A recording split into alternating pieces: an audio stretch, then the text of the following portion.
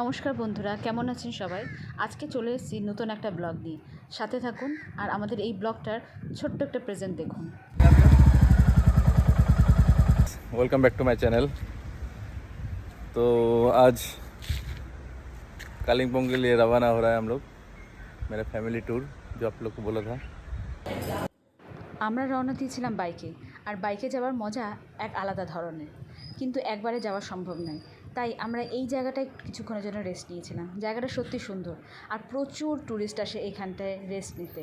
আপনারাও আসতে পারেন। यहाँ से स्टार्ट हो रहा है।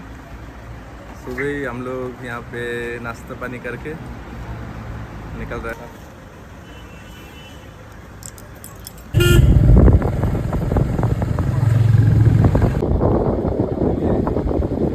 नेट কেমন লাগবে? তুমি ভাই ভিডিও করছো নাকি? লাইভ করছো?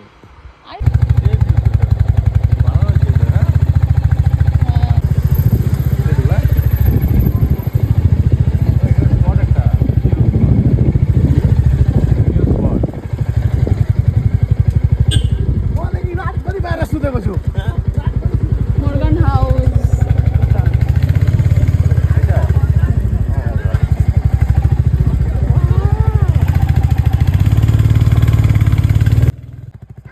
ফাইনালি পৌঁছে গেলাম আমার মেয়ের প্রিয় destination Morgan house.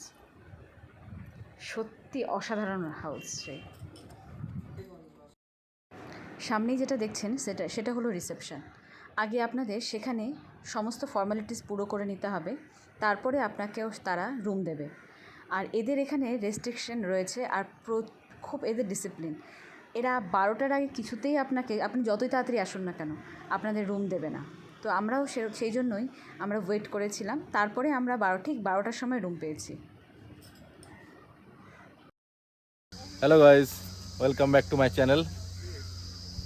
This is Morgan House from Kalimpong.